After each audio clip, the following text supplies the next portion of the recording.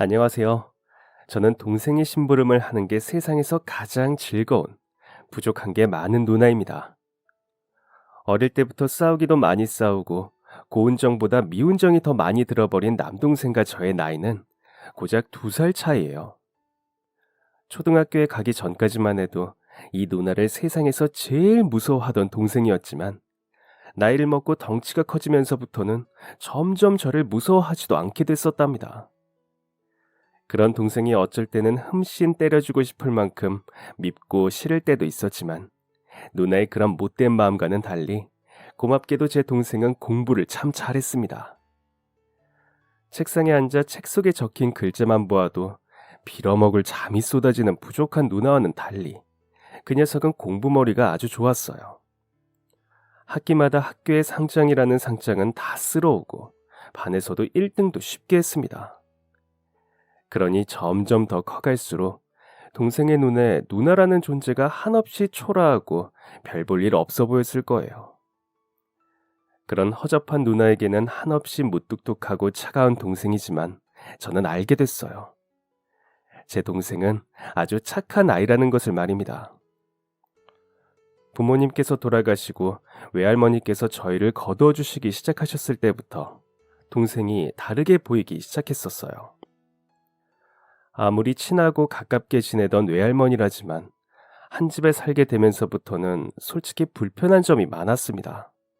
일단 집부터가 그랬어요. 비록 몇 평 되지 않는 전셋집이었지만 부모님과 함께 살 때 저는 꽤나 공주처럼 지냈었거든요. 두 분이 저를 그렇게 대하셨고 그렇게 키우셨으니까 그랬습니다. 하지만 할머니 댁에 와서 살기 시작하면서부터는 저는 더 이상 그 집의 공주가 될 수 없었어요. 외할머니께서는 언제나 손녀인 저보다 손자인 제 동생을 더 챙기셨습니다. 은주야, 은찬이 줄게. 저기 가서 고구마 좀 쪄와라.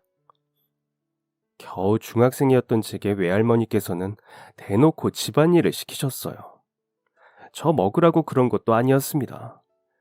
매일 은찬이, 은찬이. 그 소리가 듣기 싫어 은찬이를 더 미워했었습니다. 저도 똑같은 손주인데 왜 손자만 좋아하는 건지 이해가 가지 않았거든요.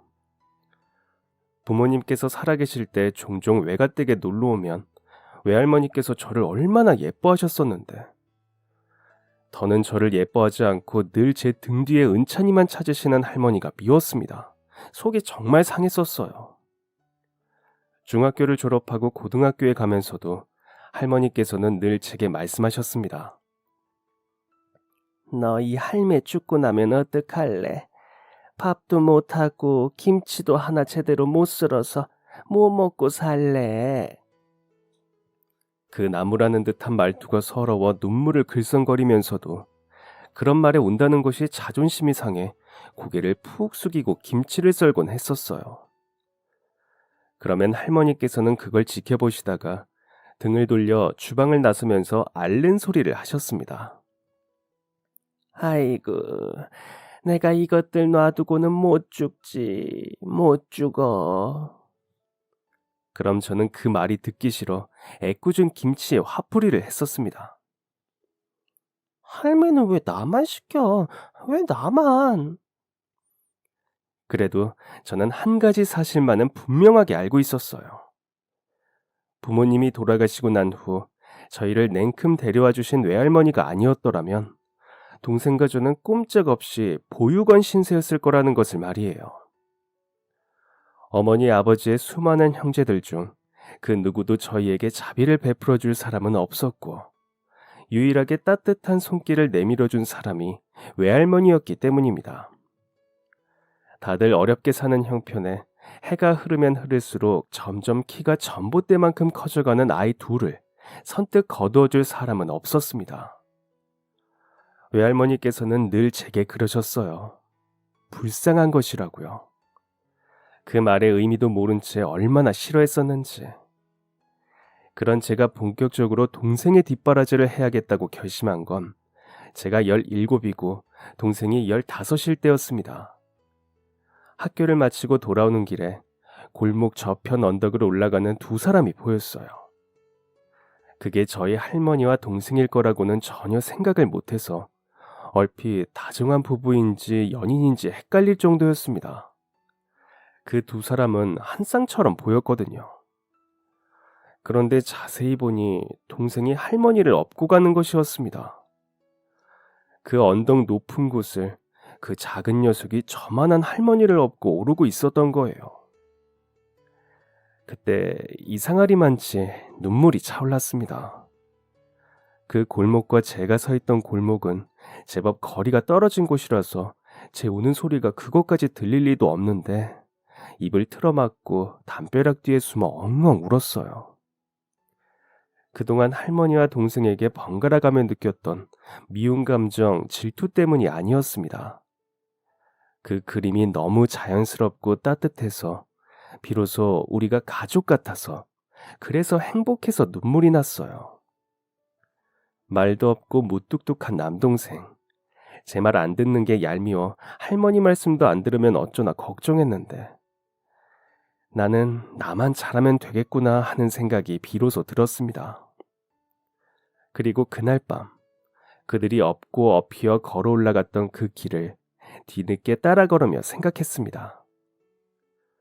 못난 누나 밑에서 저렇게 예쁘게 자란 동생과 할머니를 위해 기꺼이 무엇이든 하겠노라고 말이에요.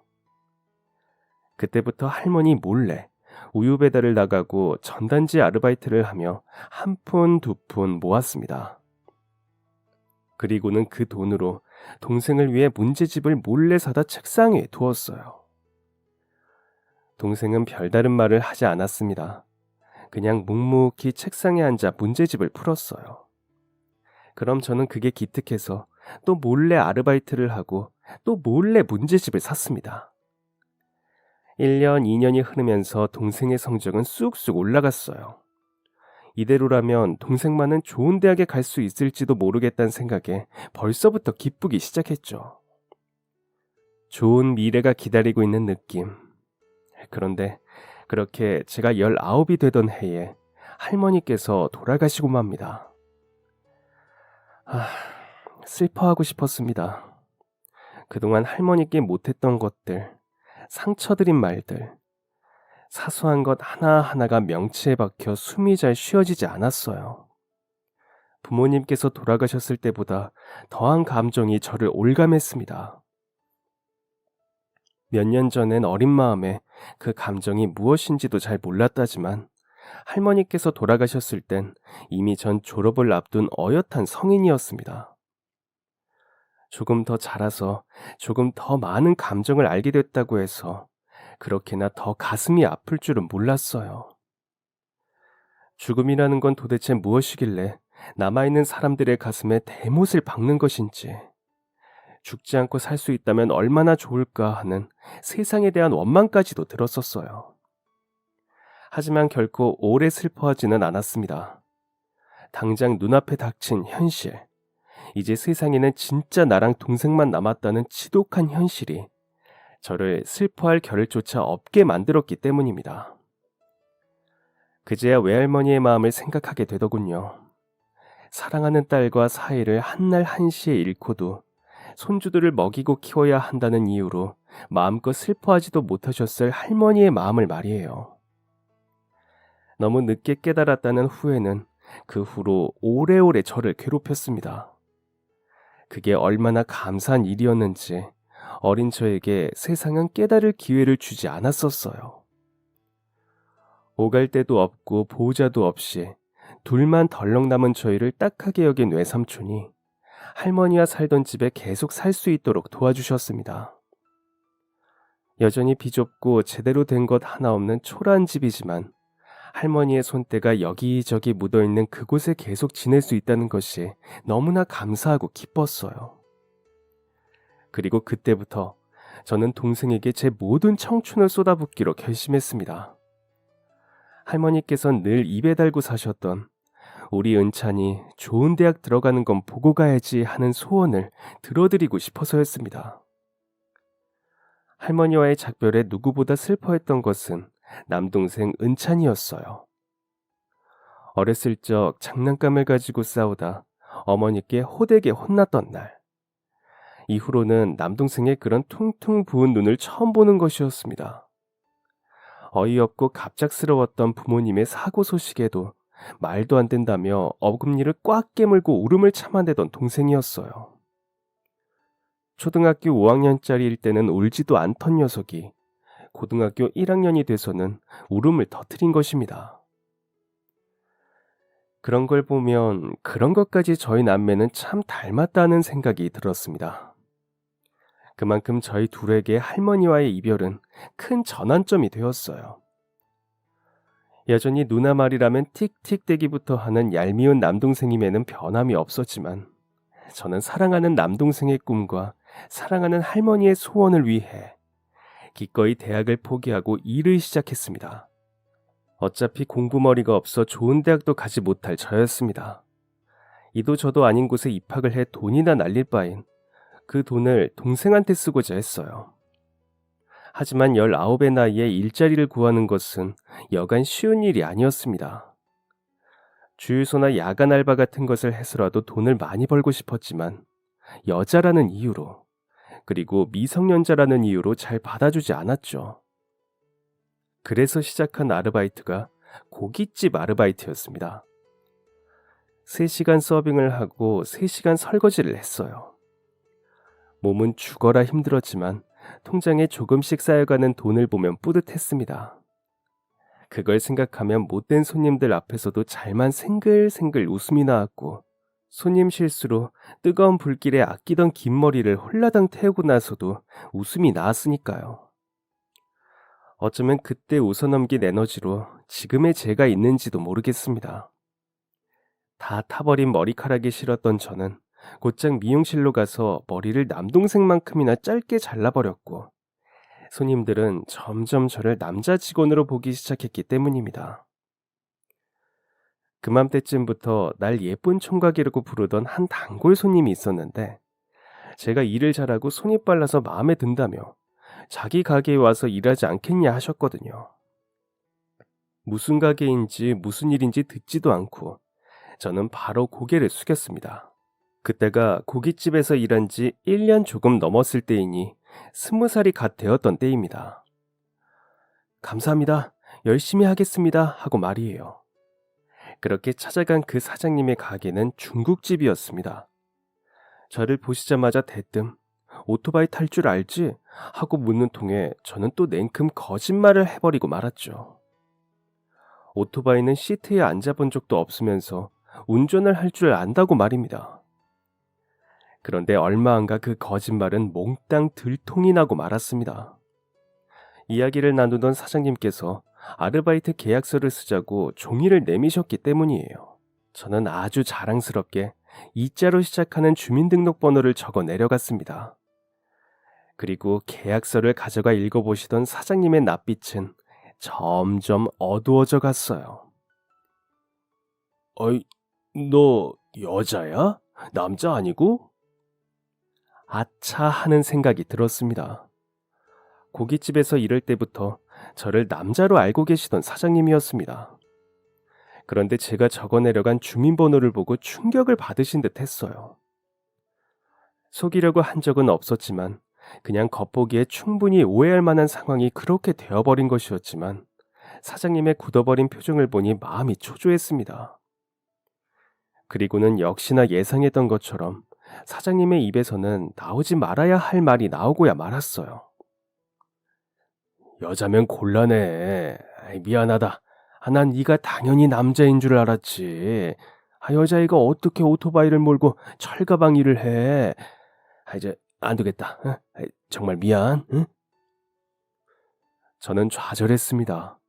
월급도 고깃집보다 훨씬 더 많이 쳐주신다는 말에 냉큼 고깃집 일을 그만두고 달려온 것이었거든요. 이대로 물러서기엔 억울하다는 생각이 들었습니다. 그래서 난생 처음 부모님 앞에서도 하지 않던 고집을 부렸습니다. 그런 게 어디 있어요, 아저씨. 아저씨가 일 시켜주신다고 해서 저 고깃집도 그만두고 온 거란 말이에요. 이제 와서 물으면 전 어떻게 하라고요. 저 솔직히 오토바이 운전할 줄 모르거든요. 근데 시키면 뭐든 잘할 수 있어요. 진짜예요. 그리고 아저씨 저 남자인 줄 알았죠. 세상 사람들 그 누구도 저 여자로 안 봐요. 이거 보세요. 힘도 겁나 세요. 그러니까 제발 아저씨 말씀만 믿고 온 거란 말이에요. 동생 학비 마련하고 생활비도 벌어야 하는데 제 동생 공부 진짜 잘하거든요. 근데 누나가 돈을 못 벌어서 그래서 대학 못 가면 아저씨가 책임질 거예요. 완전 억지뿐인 소심한 반항이었어요. 당연히 안 된다는 대답이 돌아올 게 뻔해서 마지막 항의를 하고 싶었던 것 같습니다. 어쩜 다시는 못 볼 사이이니 하고 싶은 말이라도 실컷 하고 돌아서자는 마음이었어요. 그런데 화를 낼 줄 알았던 사장님께서 갑자기 어이없다는 듯 소리내어 웃으며 물어오셨습니다. 야, 너 방금까지는 나보고 사장님이라더니 갑자기 왜 아저씨라고 그러냐? 그 질문에 저는 조금 의기소침해진 말투로 말끝을 흐리며 대답했습니다. 그야 절 안 써주실 거면 더 이상 사장님이 아니니까 아저씨가 맞지 않느냐고 말이에요. 그랬더니 사장님께서는 말씀하셨습니다. 그럼 너 내가 숙제 줄게. 해내면 일하게 해주마. 그렇게 사장님께서는 제게 오토바이 운전을 배워오라는 숙제를 내주셨습니다. 기본적으로 운전을 할 줄 알아야 일을 할 수 있다는 말씀이셨어요. 제가 진짜 공주인 줄 알았던 어린 시절은 그렇게 기억 속에서 다 잊혀졌습니다. 머리를 짧게 자르고 오토바이를 몰고 철가방을 들고 배달을 나가는 저는 중국집 사나이가 되었습니다. 요즘은 배달 어플이 생겼지만 그때 당시에는 그런 것 따위는 없었습니다. 오직 전화 주문, 쿠폰의 개수로 단골임을 확인하고 주소로 손님을 기억하던 시절. 그래서 지금의 배달 업체와는 달리 저는 오로지 그 짜장면집의 소속이었습니다. 일은 참 힘들었어요. 신속 정확이 생명이던 그때 그 시절 철가방 일은 길도 잘 모르고 운전도 서툴렀던 제게 쥐레밭이나 다름없었습니다. 시도 때도 없이 실수를 해대서 사장님께 혼나기도 많이 혼나고 손님들한테 욕을 얻어먹으며 배달했던 짜장면을 얼굴에 뒤집어 쓰기도 했었으니까요. 쉬운 일이 없다고들 하지만 그때 참 힘들었던 것 같습니다. 그러던 어느 날엔 손님들에게 늘 어딜 가나 받는 질문을 받기도 했었습니다. 군대는 갔다 왔고? 머리 스타일 때문인지 입고 다니는 옷 때문인지 그게 아니면 제가 하는 일 때문인지 어딜 가든 그 누구도 저를 여자라고 생각하지 않았었어요. 하긴 대중목욕탕 여탕에 짜장면 배달을 갔다가 옷 갈아입던 아주머니들한테 변태로 찍혀 몰매를 맞기도 했으니 그것에 비하면 그 정도 오해는 양반이었습니다. 나 여자예요 하고 옷을 벗어 보여주기까지 얼마나 고되었었는지를 생각하면 정말 아찔합니다. 그리고 누군가에게 저의 그런 고충을 털어놓으면 다들 하나같이 하는 말들이 있었죠. 그러지 말고 머리를 그냥 기르면 어때?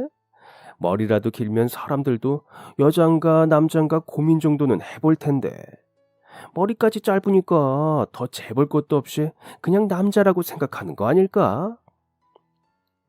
저도 물론 알고 있었습니다. 머리라도 기르면 더 이상 남자로 오해받아 난감한 상황은 없을 것이라는 걸요. 하지만 저는 머리를 기르고 싶지 않았습니다. 그냥 세상 살아가는 게 그게 더 편했다고 해야 할까요? 중국집 배달 일만 해도 그렇습니다.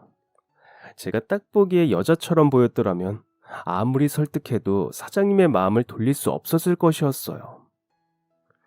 그리고 외할머니 영향도 적지 않게 있었습니다.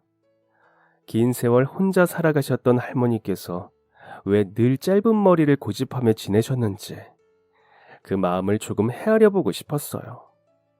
막상 그렇게 지내보니 결론은 편해서였던 것 같지만 말이에요. 일도 고단하고 늘 피곤과 싸움에 지내야 했지만 제가 벌어간 돈으로 동생에게 좋은 것을 먹이고 공부할 수 있게 도와줄 수 있다는 건 정말 큰 기쁨이었습니다. 그게 제게 진심으로 기쁜 일이 아니었더라면 저는 결코 그 모진 수모들을 겪어가며 오랫동안 그 일을 하지 못했을 거예요. 할머니께서 떠난 이후 저희는 한동안 서먹했었습니다. 그냥 무얼해도 할머니 생각이 났으니까 그랬던 것 같아요. 그래도 그게 그렇게 오래 가지는 않았습니다. 결국에 서로에게 의지할 수밖에 없는 관계인 것 같았어요. 가족이라는 존재가 그래도 아직 곁에 남아있다는 것에 감사해야 할 일이었죠. 시간이 흐르고 흘러 할머니를 업고 골목 언덕을 오르던 조그맣던 남동생은 어느덧 저보다도 훨씬 키가 크고 덩치가 좋은 19이 되었지만 여전히 제 동생임에는 변함이 없었습니다. 훌쩍훌쩍 커버리는 게 낯설고 어색하다가도 여전히 누나에게 예의가 없는 걸 보면 깜찍한 제 동생임이 확실했었어요. 조금 컸다고 대들고 큰 소리를 낼 때면 속으로 참을 인을 새기면서도 화가 날 때가 많았지만 그래도 공부 하나만큼은 착실하게 잘하는 아이라서 미워할 수가 없었습니다. 그렇게 하나뿐인 혈육인 동생의 생각을 하며 힘든 일도 잘 버텨내는 것이 제가 살아가는 방식이었습니다. 그러던 어느 여름날, 푹푹 찌는 더위와 맞서는 눅눅한 장마가 찾아왔습니다. 장마처럼 물론이고 비가 오는 날이면 제가 하는 일은 늘 곤욕스러울 수밖에 없었어요. 왜 사람들이 유독 비가 오는 날에는 더 배달 음식을 많이 시켜 먹곤 하잖아요. 끝이 보이질 않는 눅눅하고 뜨거운 장마 속에 저희 짜장면 가게 역시 전화통에 불이 나도록 주문이 들어왔었습니다. 그런 날엔 사실상 저녁 식사를 할 시간은 없다고 보면 됩니다. 저만큼이나, 아니, 저보다 더 바쁜 사장님은 연신 제게 미안해하시며 배달 갔다 돌아오는 길에 식당에서 밥 사 먹고 들어오라고 지폐를 쥐어주셨지만 사장님을 두고 혼자만 뱃속을 채운다는 게 차마 제 양심이 허락하질 않아 사양했었습니다. 밀려가는 주문을 보면 밥 생각도 잘 잊혀졌고 말이에요. 그날도 그렇게 정신없이 이 집 저 집에 철가방을 들고 홍길동처럼 뛰어다니다 어느새 마지막 주문 배달을 가던 길이었습니다. 퇴근 생각에 기뻐을 했던 건지 하루 종일 밥 한 끼도 제대로 챙겨 먹지 못해 힘이 다 빠져서 그랬던 건지 모르겠어요. 아니죠. 솔직히 그건 핑계에 불과합니다. 그날 일은 무조건 100% 제 잘못이었거든요. 빗물에 가려져 신호를 잘못 확인한 제가 앞에 서서 초록불을 기다리던 승용차 한 대를 들이받고 말았습니다. 뒤늦게 브레이크를 잡아보아도 빗글에 미끄러져 말을 듣지 않고 그렇게 큰일 났다는 것을 깨달았을 때는 쏟아지는 빗줄기 사이로 온몸을 틀어 어떻게 해서든 차를 피해보려고 했지만 역부족이었는지 결국 사고가 나고 만 것입니다. 아스팔트에 몸을 긁히며 넘어진 고통보다 제가 운전한 오토바이에 부딪혀 상처가 난 눈앞에 고급 차량이 더 먼저 보였어요. 몸이 아픈 건 하나도 느껴지지 않았습니다. 고가의 외제차를 제 부주의로 망가뜨렸다는 생각에 고통이 아니라 두려움으로 온몸이 덜덜 떨려왔어요. 그렇게 차에 탄 사람이 다치지는 않았는지 확인하려 허둥지둥 넘어진 몸을 일으키는데 차에서 중년의 아저씨 한 분이 내리셨습니다. 몸은 여전히 바짝 얼어 덜덜 떨리고 있었어요. 사고를 낸 적이 처음이라 얼른 사과부터 드려야 하는 걸 알면서도 몸이 말을 듣지 않았습니다. 그때 쏟아지는 요란한 빗소리 사이로 그 아저씨께서 큰 소리로 물어오셨어요. 이봐요 청년, 괜찮아요? 다친 곳 없어요? 그리고 그 물음과 함께 머리 위로 미친 듯이 쏟아지던 빗줄기가 멎어들었습니다. 고개를 들어 하늘을 보니 아저씨께서 제게 우산을 씌워주고 계셨어요. 비싼 외제차만큼이나 고급스러운 느낌의 우산이었습니다. 숨이 턱 막혔어요. 죄송합니다. 다 제 잘못입니다. 죄송합니다. 저는 아저씨의 얼굴을 살피던 시선을 다급히 땅바닥으로 내리꽂으며 허리를 굽혀 용서를 구했습니다. 막막함과 두려움, 그리고 그 와중에 제게 다친 곳은 없느냐고 물어오시는 통에 죄송함과 죄책감이 배가 되었습니다. 한여름 장마라 비가 쏟아져도 푹푹 찌는 더위였음에도 한겨울에 찬물을 끼얹은 사람처럼 몸이 떨려왔어요. 그런데 그때 아저씨께서 제 어깨 위로 한 손을 얹으며 말씀하시더군요. 됐어. 젊은 청년이 어렵게 사네. 이렇게 비가 쏟아지는 날에 그냥 가봐요. 괜찮아. 비가 억수같이 쏟아져도 그 말은 귀에 쏙 들어왔습니다. 야가 빠진 생각이라는 걸 알면서도 차수리비 생각에 덜컥 겁부터 났던 저였습니다. 그런데 그냥 가라니, 괜찮다니, 두 귀를 의심하게 만드는 말이었어요. 네? 정말이세요? 놀라고 믿기지 않아 다시 고개를 들고 아저씨를 바라보니 살짝 찌푸린 미간을 하고 고개를 끄덕이는 게 보였습니다. 됐다고, 괜찮다고, 다치진 않았냐고 다시 한번 물어오시던 아저씨. 저는 눈물이 터질 것 같은 것을 꾹 참으며 다시 고개를 떨구었습니다. 저는 괜찮은데 아저씨 차가 망가진 것 같아서 죄송합니다. 죄송합니다. 그랬더니 아저씨께서는 괜찮으니 됐다고 제게 얼른 가보라며 차에 올라타시려 하시더군요.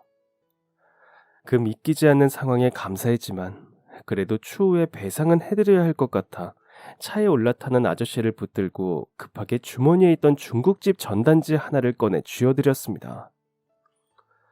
그새 비에 젖어 눅눅해진 전단지였지만 급하게 연락처를 드릴 수 있는 방법은 그것뿐이었어요.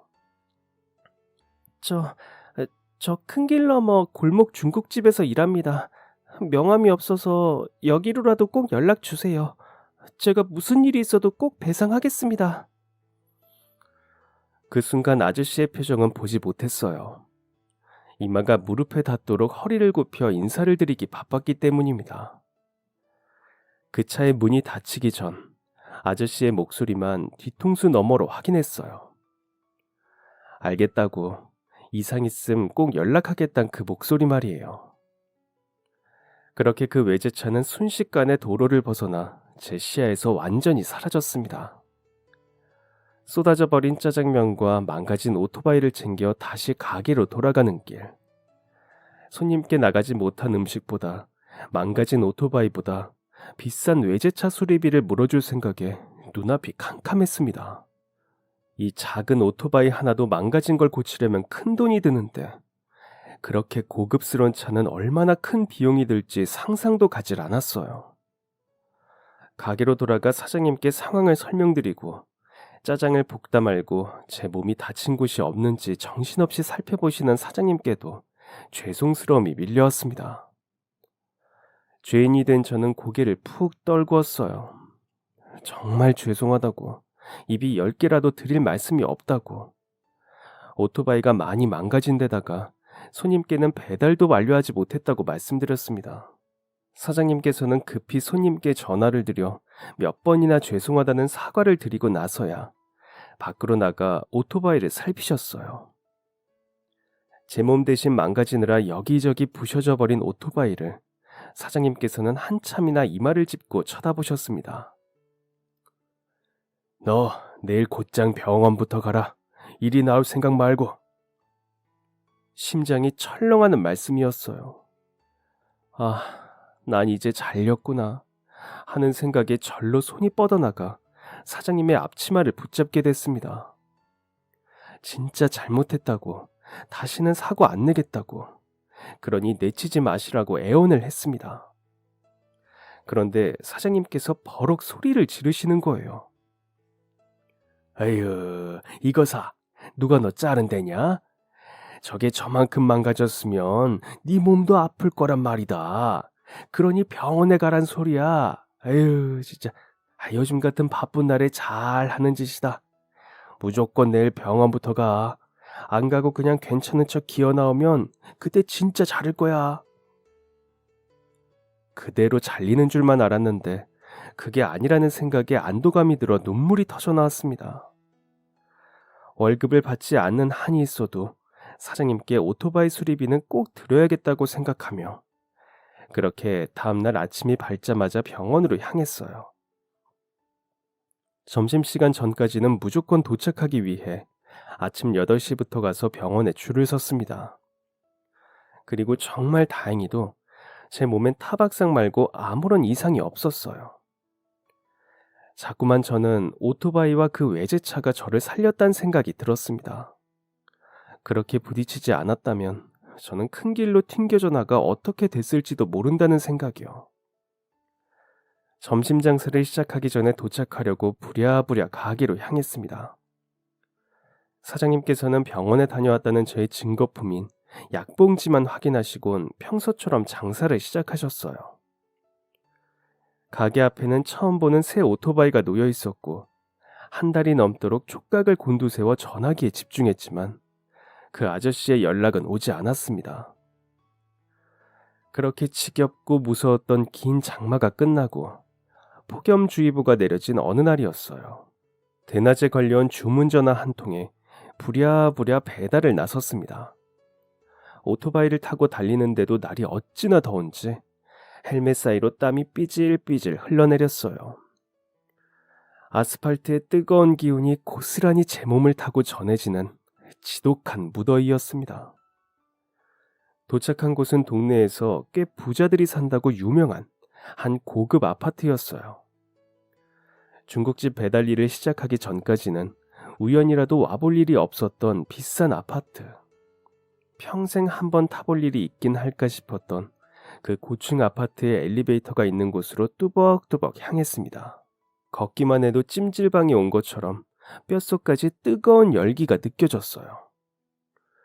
아, 진짜 죽겠구나 싶어 헬멧까지 벗은 채 엘리베이터 앞에 도착했을 때였습니다. 누군가 괴로운 신음을 하며 바닥에 털썩 쓰러지는 것이 보였어요. 본능적으로 냅다 달려가 쓰러지는 그 사람을 붙잡았습니다.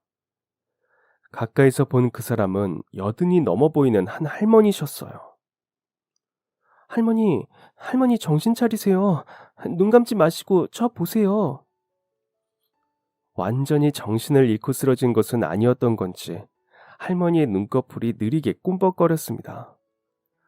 제 무릎 위로 거의 눕다시피 쓰러진 할머니의 이마와 목덜미엔 땀이 흥건했어요. 열이라도 식혀드려야 할 것 같은데 가진 것이라곤 땀에 절어 뜨끈한 헬멧과 철가방 속 펄펄 끓는 짬뽕뿐이었습니다. 그때 할머니께서 말씀하셨어요. 아유, 더워가지고 힘이 빠져서 집에 나 얼른 가려 했는데 엘리베이터가 집이 10층인데 덜컥 겁이 났습니다. 불규칙한 숨소리와 끊어지는 말투, 손끝에 느껴지는 할머니의 온도에 무작정 할머니를 등에 업었어요. 헬멧과 배달 가던 철가방은 이미 바닥에 내버려둔 지 오래였습니다. 10층까지 가면 대개 누구라도 계시겠지 싶어서 그런데 할머니를 들쳐업고 엘리베이터 버튼을 아무리 눌러보아도 말을 듣지를 않더군요. 그제야 엘리베이터에 뜬 고장이라는 문구가 눈에 들어왔습니다. 어떡하지? 어떡하긴 뭘 어떡하겠습니까? 냅다 계단으로 향했습니다. 할머니께서 혹시나 정신을 잃으실까 계속 할머니 대답하시라고 불러대며 계단을 올랐어요. 정말 거짓말이 아니라 계단 한 층만 올랐을 뿐인데 온몸이 땀으로 젖어들더라고요. 생각보다 할머니는 너무 무거웠고 그런 할머니를 등에 업고 10층 계단으로 오른다는 것은 미친 짓이었습니다. 그래도 해야 했어요. 낑낑대며 한 칸 한 칸을 올랐습니다. 등에 업은 할머니를 내려놓고 싶을 때마다 돌아가신 저희 할머니를 떠올렸어요. 우리 할머니도 이렇게 무거우셨던가. 생각해보니 저는 단 한 번도 할머니를 업어드린 적이 없더라고요.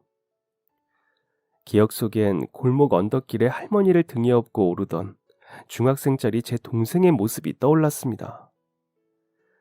그 어리고 작은 애도 할머니를 업고 먼 길을 올랐는데 나도 할 수 있다. 그렇게 간신히 5층까지 올라왔을 무렵 할머니의 주머니 속에서 핸드폰 벨소리가 울렸어요. 혹시 댁에 계시는 보호자일지도 모른다는 생각에 핸드폰을 꺼내 액정을 확인했습니다. 아들이라고 적힌 번호였어요. 저는 서둘러 전화를 받았습니다. 저는 배달하던 사람인데 지금 할머니께서 고장난 엘리베이터 앞에 쓰러질 뻔하셔서 댁으로 모셔가고 있다고 계시면 문을 좀 열어달라고 말입니다. 그런데 절망적인 말이 들려왔습니다. 무척 당황하고 울먹이는 목소리로 지금 집에 아무도 없다고 하더군요. 바로 갈 테니 문 열고 들어가 할머니를 좀 부탁드린다는 말에 그러기로 약속하고 나머지 5층을 올랐습니다. 댁에 아무도 안 계신다는 생각에 더 조바심이 들더라고요. 숨이 차고 등에 업은 할머니와 제 열기가 맞물려 힘이 하나도 없었습니다. 그래도 간신히 문을 열고 들어가 할머니를 눕혀드리고 물수건으로 땀을 닦아드리니 할머니께서 눈을 제대로 뜨기 시작하셨습니다. 집안의 열기도 만만치 않아 서둘러 에어컨도 켰어요. 그제야 늦어버린 배달이 생각나더군요. 할머니 괜찮으세요? 이제 좀 정신이 드세요? 여쭈니 할머니께서 고개를 끄덕이며 저를 바라보셨어요. 그 표정에 얼른 마실 물을 떠다 가져다 드렸습니다. 고맙다고 말씀하시는 할머니의 목소리에 마음이 놓였어요. 불규칙적이던 숨소리도 멎어든 것 같았습니다. 저는 서둘러 자리에서 일어났어요. 제가 일을 하던 중이라 가봐야 해서요. 곧 아드님 오실 거예요. 시원하게 계세요. 아시겠죠? 일어나지 마시고 아드님 오실 때까지 편하게 누워 계세요. 행여 돌아선 사이 무슨 일이라도 생길까 몇 번이나 당부를 드리고 떨어지지 않는 발걸음을 뗐습니다. 돌아서며 짬뽕을 시킨 손님에게 바로 전화를 걸었어요. 가는 길에 사정이 생겨 제때 가져다 드리지 못했다고 금방 다시 가져다 드리겠다고 말입니다. 손님의 목소리는 약간 화가 난 듯 보였지만 그래도 다행히 양해는 해주시더라고요. 그렇게 안심하며 돌아서려는데 거실에 걸린 가족 사진이 눈에 들어왔습니다. 그리고 그 사진을 보자마자 두 눈을 의심했어요. 사진 속 한 남자의 얼굴이 익숙한 얼굴이다 했는데 얼마 전 제가 사고를 냈던 그 외제차 주인이었던 것입니다. 기막힌 우연에 흠칫 놀랐다가도 그때 신세를 지고도 갚지 못해 죄송했는데 이렇게나마 조금이라도 갚게 되는구나 하고 뭉클한 마음이 들었습니다. 비록 그 아저씨는 모르시겠지만 도울 수 있어 다행이었고 할머니를 돕기를 잘했다는 생각이 들었어요. 그렇게 신발을 다시 신는데 도어락이 울리고 그 아저씨께서 헐레벌떡 들어오셨습니다. 어머니! 하고 외치며 들어오시던 아저씨께서 저를 발견하시곤 제가 사진 속 아저씨를 확인하고 놀랐던 것처럼 흠칫 놀라셨어요. 아니, 이 청년이 왜 여기에? 저는 고개를 꾸벅 숙이며 1층에서부터 있었던 일을 차근차근 들려드렸습니다. 지금은 할머니께서 정신을 차리시곤 쉬고 계신다고. 아무래도 날이 너무 더워 열사병으로 쓰러지기 직전이셨던 것 같다고 말이에요. 이야기를 듣던 아저씨께서는 제 두 손을 모아 덥석 잡으시며 말씀하셨습니다. 정말 너무 고맙네 청년. 젊은 청년이 요즘 사람 같지 않게 어쩜 이렇게 남자답고 섬세하고. 우리 어머니 구해준 거 내가 보답하고 싶어. 정말 고마워서. 아저씨께서는 연신 고맙다는 말씀을 하시며 보답하고 싶은데 필요한 것이 없느냐고 물어오셨습니다. 애초에 보답을 바라고 할머니를 도운 것도 아니었고 그런 상황이라면 제가 아니라도 누구나 할머니를 도왔을 것이라고 생각했기에 저는 그 아저씨의 말씀을 사양하려 했어요. 맞잡은 손을 빼내고 아니라고 손살을 치던 그때 안방문이 열리고 할머니께서 천천히 걸어 나오셨습니다. 창서봐, 그의 사내 아니다. 청년이 아니라 숙녀여 이거사. 저 여린 것이 나를 업고 바들바들 떨면서 10층까지 올라왔어. 할머니께서는 눈썰미로 제가 여자인 걸 눈치채신 것 같았습니다. 제가 남자가 아니라 여자라는 말에 아저씨께선 큰 충격을 받으신 듯 했어요. 미안하다고, 자기가 실수했다고 말하며 사과를 하시던 아저씨께서는 조금 이해가 안 간다는 표정으로 제게 물어오셨습니다. 어쩌다 중국집 배달 일을 하고 있느냐고요. 머쓱한 웃음이 절로 지어졌어요. 동생이 공부를 진짜 잘하거든요.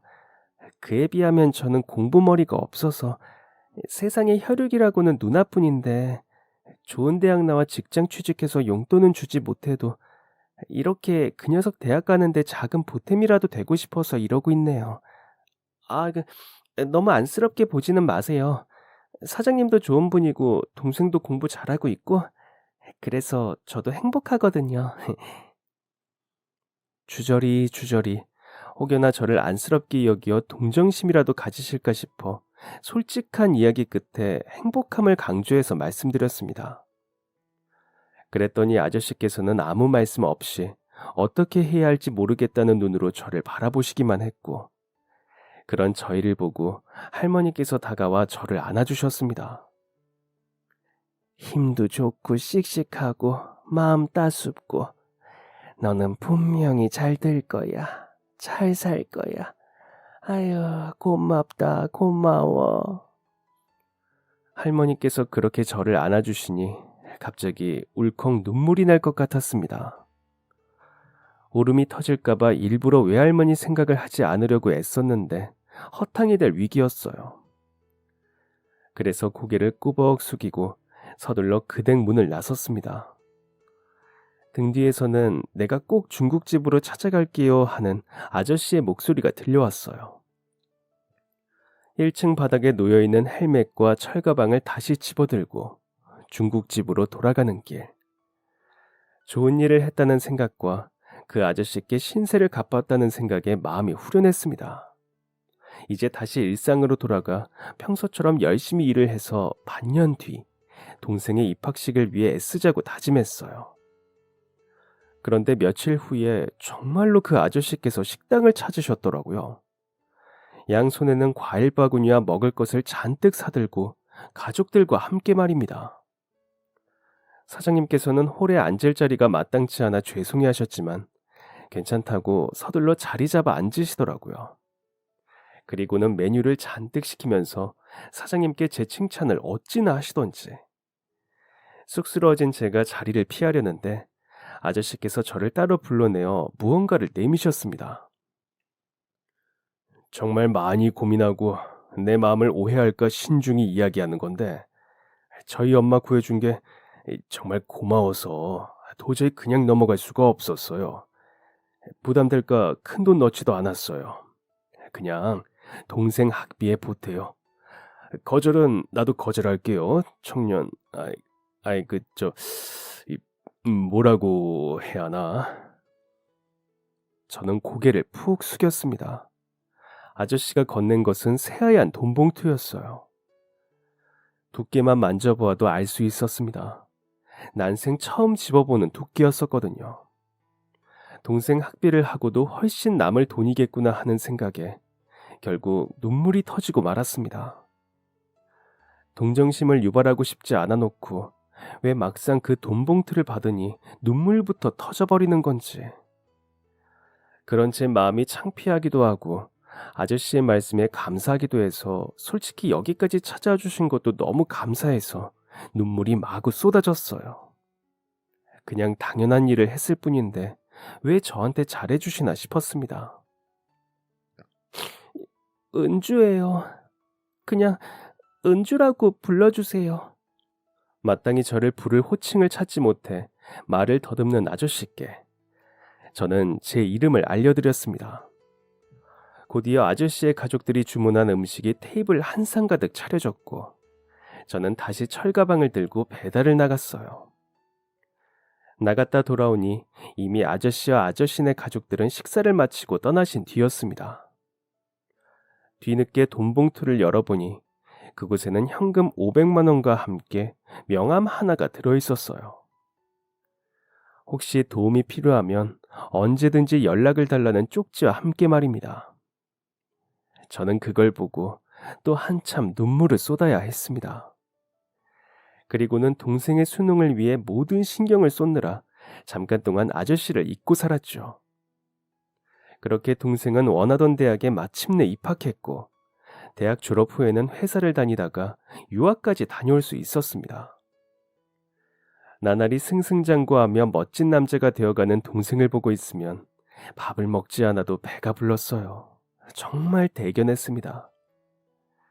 동생이 대학을 입학할 때부터는 저는 종종 그 아저씨와 할머니에게 연락을 드리고 동생의 소식을 전하며 인연을 이어오게 되었습니다.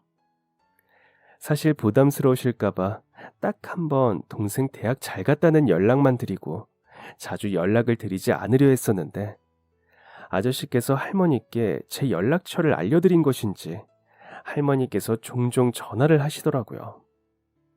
처음엔 놀랐지만 솔직히 싫지 않았습니다.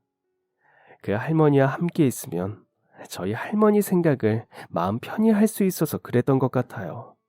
제가 감히 아주 가까운 사이라고는 표현할 수 없겠지만, 그래도 때를 정해두지 않고 서로의 안부를 궁금해하고 물을 수 있는 정도의 관계가 되었다고 해야 할까요? 한마디 말이라도 저를 챙겨주시니 저는 늘 감사할 따름입니다. 그리고 마침내 유학에 다녀온 동생이 회사를 창립하게 되었습니다. 말도 안 듣고 어리기만 했던 동생이 어느새 다 큰 어른이 되어 한 회사의 대표가 되었다는 것이 믿기지 않았어요. 저는 동생이 대학을 졸업하자마자 뒤늦은 공부를 해서 중국집을 그만두고 회사에 취업도 했습니다. 물론 중국집 사장님과도 여전히 사부와 제자 사이로, 식당 주인과 손님 사이로 인연을 이어오고 있고요. 지금 저는 동생의 그 회사에 동생의 비서로 들어가 일을 하고 있습니다. 어쩜 저는 동생의 심부름꾼일 때가 가장 행복한지도 모르겠어요. 누나한테 월급도 팍팍 내어주고 세상 멋진 남자가 된 제 동생. 늦은 나이지만 얼마 전 결혼식을 올렸습니다. 그리고 저도 동생의 뒤를 따라 한참 늦은 결혼을 하려 얼마 전 신랑 될 사람과 함께 할머니와 아저씨께 청첩장을 전하러 식사를 대접했어요.